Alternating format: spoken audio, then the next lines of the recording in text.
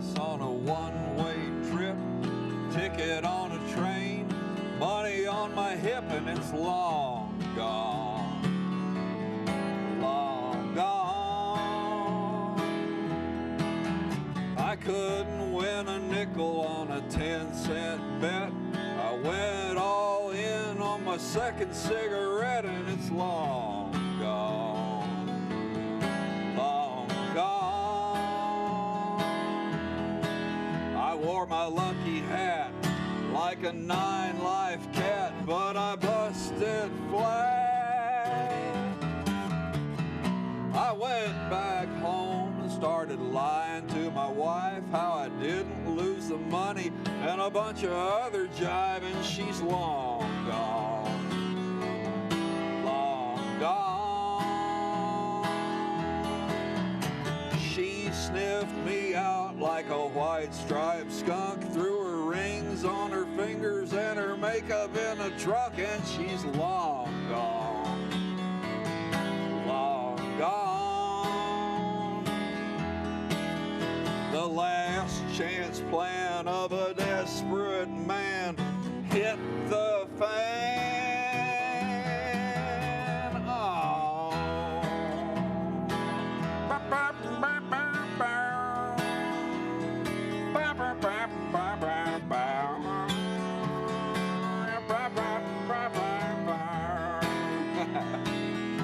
Oh. You can't beat an ace with a one-eyed jack. If you mistreat your mistress, she'll never get her back. Oh, and I went to the gypsy to see what I lacked. She just gave me my money back. She said, "You're long gone, long gone." I tried to play the angles fast and loose, wound up cooking my own honking goose, and I'm long gone, long gone. Sing it with me, Becky.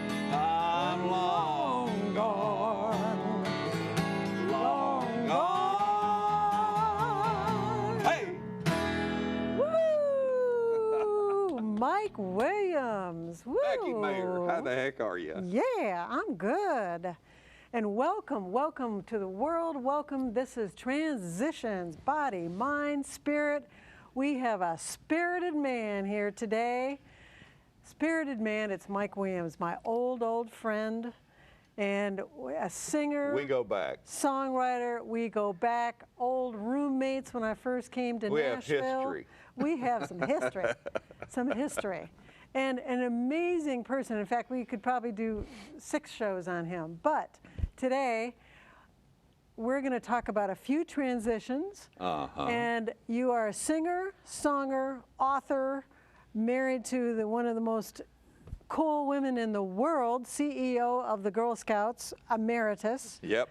We found out emeritus is Latin for has no staff. I did not know that. Well. Yeah, I turned out to be her staff. Well, you are the staff. Woo. She's a sweetie. We're talking about Kathy Cloninger. Kathy Cloninger, absolutely. You're a wonderful partner in life. And I'm crazy about that girl. Yay! I love that. 11,637 days I think we've been together. Oh, I love that. But who's counting? Yeah. Wow. Well, I wanted to hear a little bit, first of all, the Kerrville Folk Festival, which I have been to because of you guys. And that's where I wrote that song, sitting around the campfire at Camp Cuisine at the Kerrville Folk Festival. Well, tell people what the Kerrville Folk Festival is and how many generations have been going there and what happens, because this Nashville connection, a lot of Nashville people go, and what is it?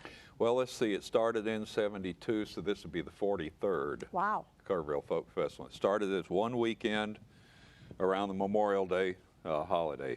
And it's near San Antonio, It's Texas. near San Antonio, actually just south of the town of Kerrville, a little place out in the open, a little ranch, the Quiet Valley Ranch. And the campground there is just magic. You can go for the stage show and have a good time, but to me, the real action is after the show when we all go back to our camps and in the campground and fire up the campfire, and we sit and pick till dawn. Wow. It's just wonderful. And now they've extended it to 3 weekends in a row. So Kathy and I go a week early and stay till the bitter end, so we're there for a month. Wow. Yeah. Well, I remember way back in the day, you guys would camp, and then you had a camper, and now you have a motor coach. Well, we get farther and farther off the ground as we get older. Isn't that the rule? Yes. You know about the festival. You've been there. I have been there in my tent and had a great time. And it is amazing to see so many songwriters, all ages, all types, sitting around, creating together, just in love with the atmosphere of creativity. And then you and Kathy have done that actually in your house. Well, that's where I got the idea from the Kerrville Folk Festival. From we used to sit in the circle there and sing until we just couldn't do it anymore. And I thought, why can't this be done outside the festival? And we happen to have a house that's got a living room big enough. And you know why we've got that house? Why? We've got that house because you, as a realtor, when we were looking for a house to buy, that was one of the very first houses you showed us. Yes. Thank you, Becky. You are very welcome. And didn't you want to have such privacy you could be naked in the hot tub? Oh. Oh. Oh, gee. Yeah. Yeah, and it's working. It's working. Yeah. Anyway, thank you for getting us that house. We've used that. We did 300 parties in that living room in the 90s before Kathy got the call to go run Girl Scouts in New York. And then we went up to New York and did some more there. And now we're back, and we do a few now and then, but we got this motor home, and we just love to travel. Like, let's see, we'll be going out for 3 weekends of festivals in Louisiana, and then from there straight to Kerrville. How nice. Yeah, we do have fun. Wow. We're retarded.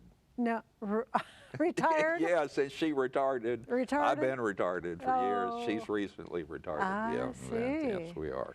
Well, do you have a song about Kerrville? I do. Can we hear that song You about can. Kerrville? You're slick, Becky. You're a great interview. And give us just a sentence or two about this amazing guitar. Why does it sound so rich? Well, it's a baritone guitar. Now, baritone means if you had a regular guitar, it would sound like that when you strummed it. Well, this one sounds like it's 5 notes lower. And so I get to play bass and treble at the same time. It's no treble to play bass. Oh. No. Okay, wait a minute. Where were we?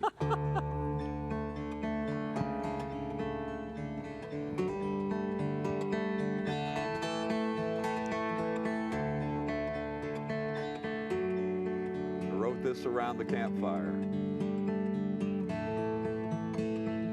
Last night you sang to me alone. Everyone else was asleep. I saw your eyes through the campfire smoke, saying, here's one you can keep. Somewhere a bird sang harmony, and the moon settled under the hill. I heard magic weave between you and the whippoorwill.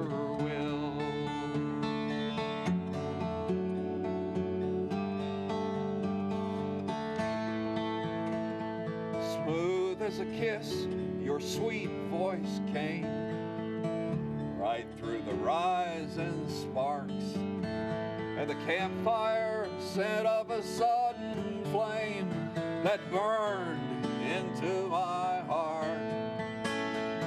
Sweet and sad you sang to me, filling the night until I fell into the space between you and the whippoorwill.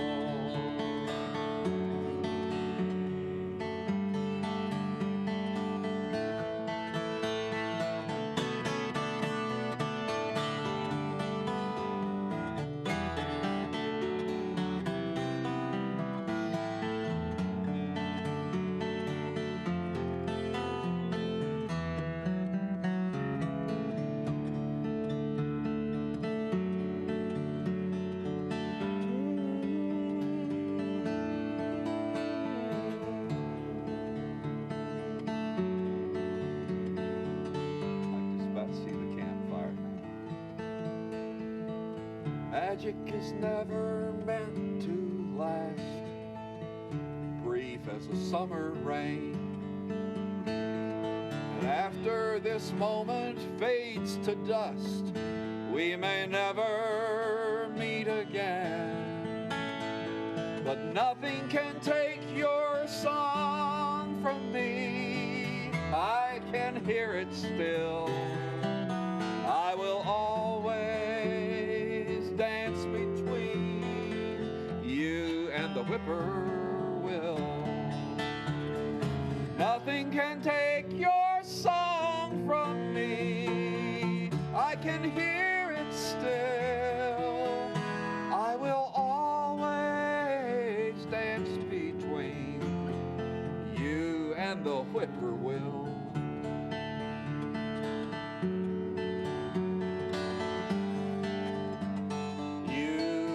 Whippoorwill.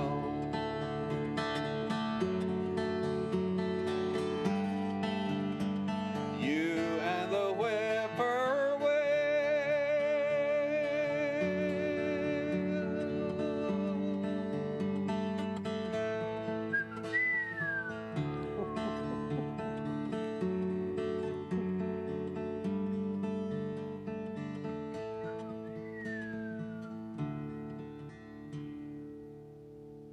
Oh, that was wonderful, including the whippoorwill songs. Oh, that was wonderful.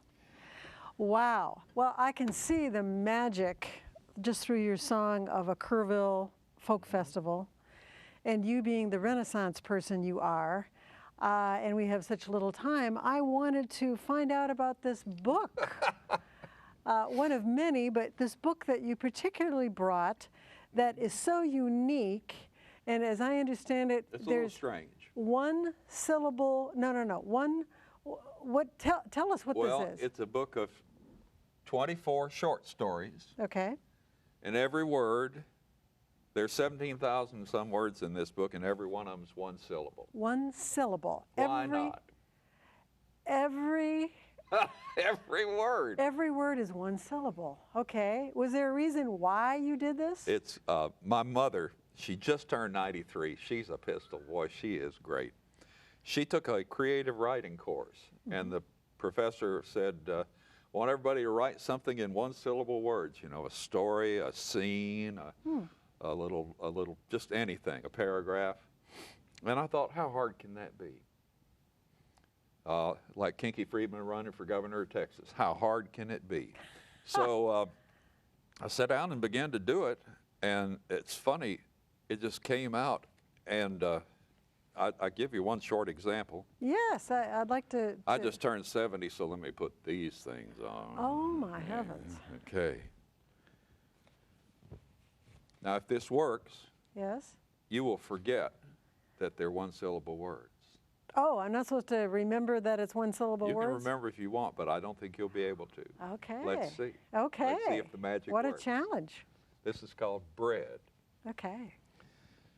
Late in a day, late in a year, late in her life, she takes flour and yeast and oil and salt, and she makes her own bread. In a bowl, she adds all the parts and stirs them in a thick swirl. She lays the dough out on a board. With her face calm, she kneads the dense dough in her strong, gnarled hands.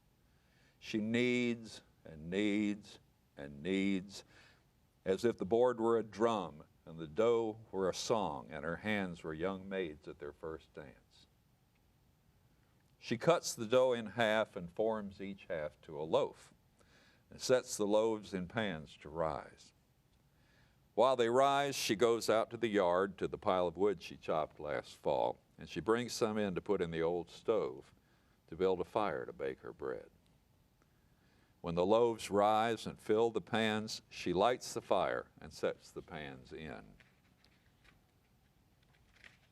As the bread bakes, she goes to the porch and sits in a chair that her dad's dad made by hand. There in the sun with a shawl on her lap, she lets her eyes close. Her breath slows and her mouth goes soft. and she dreams of times gone by. Bees buzz in the yard and a breeze swirls at her feet. Look at her face now. There in the lined, pale skin, you can see the girl she once was. The bread bakes.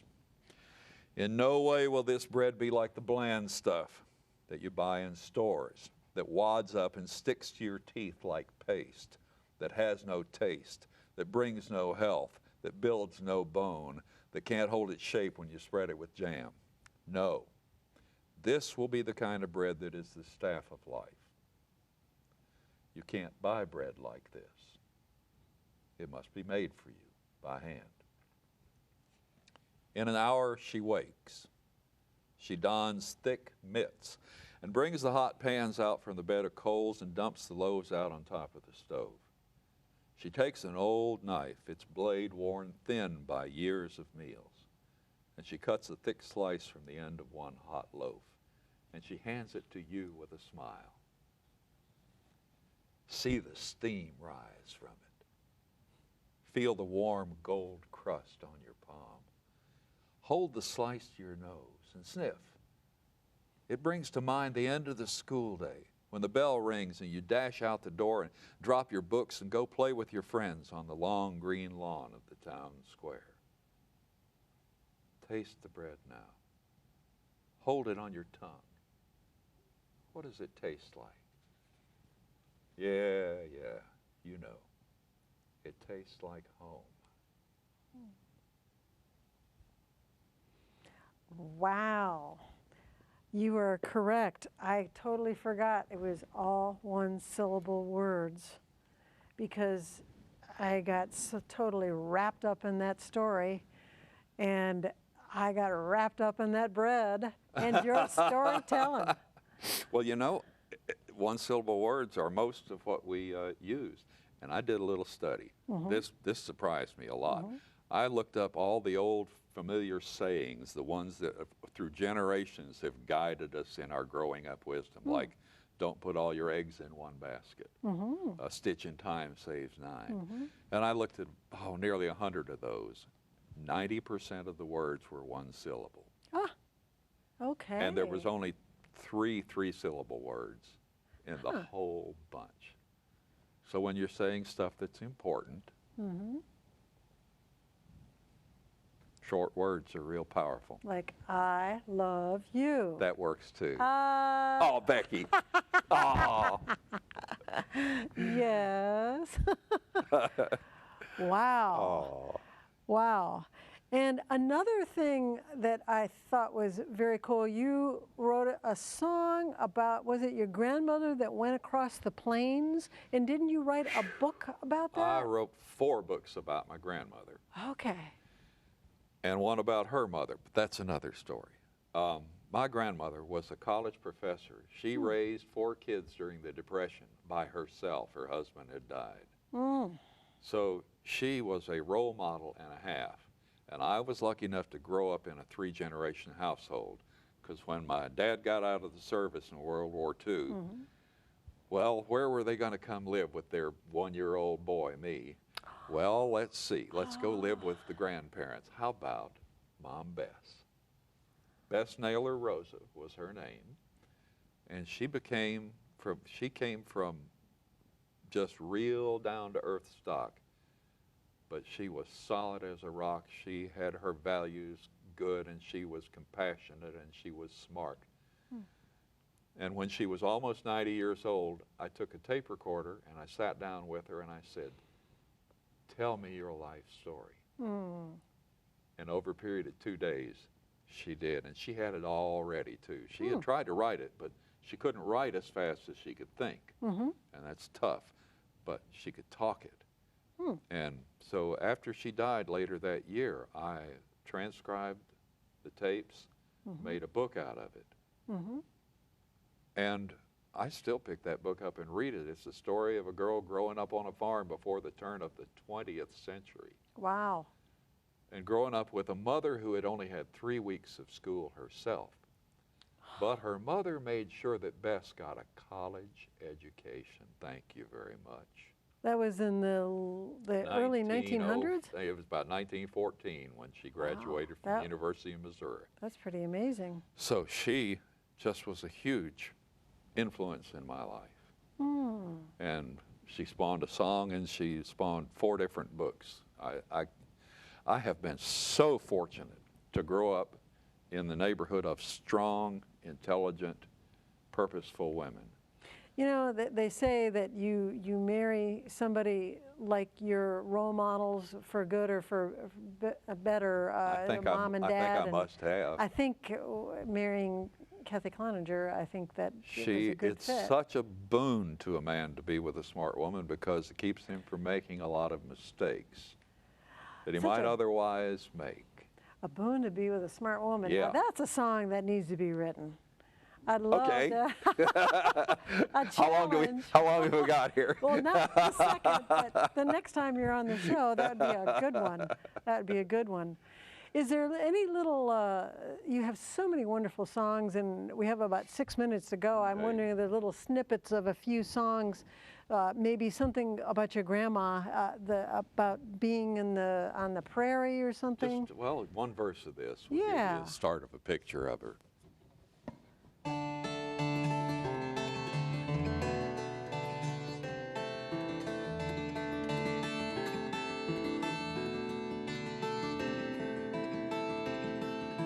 Grandma, tell me once again how you crossed the plains when you were 10, how your daddy laughed and shook the reins, made the horses run, and the ruffled dress your mama wore as she stood beside the sod house door, and the way the sun danced in her hair as she called her baby home. Wow, now isn't that an amazing picture from words that you see it on the plains with the horses? What a great visual. And then another one real quick. Everybody knows, this is for Kathy, for my wife. Everybody knows a hobo needs a train, like an eagle needs the sky. But the secret is a train needs a hobo for the lovin', yeah, the lovin' of the ride. Someone to sing about the canyons and the trails, someone to celebrate the humming of the rails. Your engine's running and you ain't looking back. You need a dreamer to ride you down the track. You may be my last chance to come in from the rain. I'm your hobo, you're my train. Whoa! That is great. You know, the show is all about transitions, and I always remember when I first met you, you were known on the college circuit as the #1 solo artist making really good money. I was having a good time. And you booked yourself. In fact, you even wrote a book on how to book yourself. Necessity. All the people who could possibly have been agents, booking agents for me, fell out of the picture. And it was either starve or get on the horse. And you had a discipline about it. What's the short answer on how did you do that? Greed. Greed? No.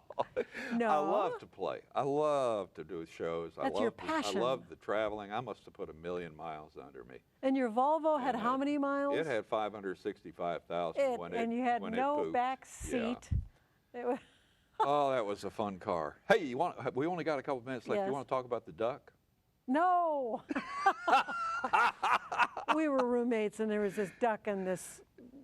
When we moved in, the duck was there. The guy who lived there before had left his duck. Yes. Now, did you ever feed that duck? Whatever happened to that duck? It just had its room back there. I don't remember ever feeding it. Do you? I think it ate the drywall. No, God. I don't know what happened to the duck. Did we have dinner one night? No.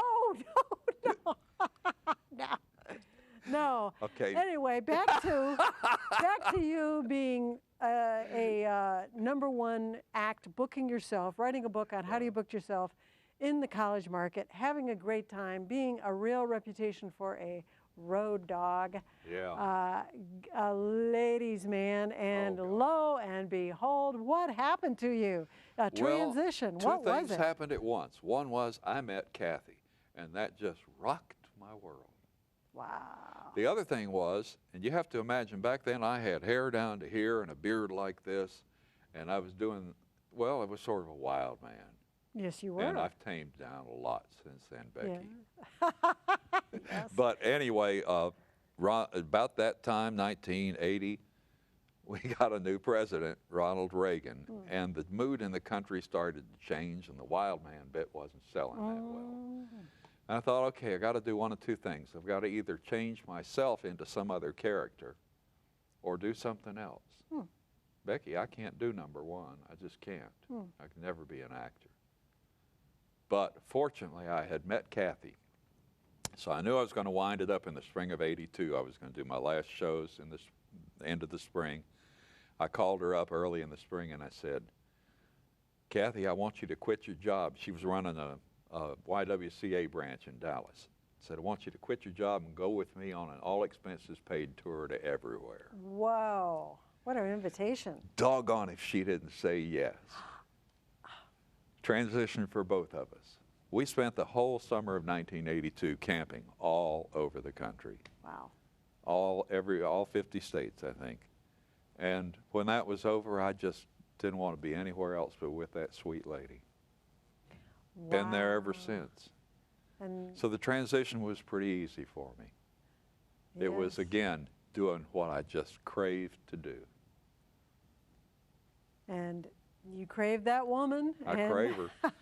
And you still do. I can't help it. We're bonded. The love of your life. We're pretty happy. I wrote another book called Keys to Sweetness. Keys to Sweetness. It tells how we got to be such sweethearts and how we stay that way. Wow. I'm pretty sure it's a coffee table bestseller. Well, maybe when it comes Let's out, do we another need to do show. another show. Okay. Well, Mike Williams, thank you so much for being on Transitions, Body, Mind, Spirit. It's a pleasure to be with you, Becky. You have so much spirit. Thank you. Thank you all. Body, Mind, Spirits. Becky Mayer.